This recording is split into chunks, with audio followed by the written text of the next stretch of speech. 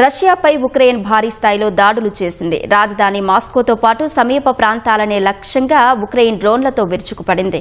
ఈ దాడుల్లో 4 మృతి చెందగా 12 మంది గాయపడినట్లు అధికారులు తెలిపారు. ఇటీవల కాలంలో మాస్కోపై ఉక్రెయిన్ జరిపిన అతిపెద్ద డ్రోన్ దాడి ఇదే కావడం గమనార్హం. కిమ్ఖీ నగరంలో ఓ నివాస గృహంపై డ్రోన్ పడి ఓ మహిళ ప్రాణాలు కోల్పోయింది. పేలుడు ధాటికి ఇల్లు పూర్తిగా ధ్వంసమైనట్లు అధికారులు తెలిపారు. శిథిలాల కింద మరికొందరు చిక్కుకున్నట్లు చెప్పారు. పోగోరెల్కి ప్రాంతంలో నిర్మాణంలో ఉన్న ఓ భవనంపై డ్రోన్ పడి 2 మరణించారు. బెల్గో రోడ్లో డ్రోన్ దాడుల ధాటికి 1 మృతి చెందారు. మాస్కో నగరంలోని ప్రధాన ఆయిల్ రిఫైనరీ కేంద్రంపై ఉక్రెయిన్ దాడులు చేసింది. రిఫైనరీకి సంబంధించిన సాంకేతిక విభాగానికి ఎలాంటి నష్టం వాటిల్లలేదని, చమురు ఉత్పత్తికి ఢోకా లేదని అధికారులు స్పష్టం చేశారు. ఉక్రెయిన్ దాడుల కారణంగా మాస్కో పరిసర ప్రాంతాల్లోని పలు ఎత్తైన భవనాలు, మౌలిక సదుపాయాలు తీవ్రంగా దెబ్బతిన్నట్లు అధికారులు తెలిపారు.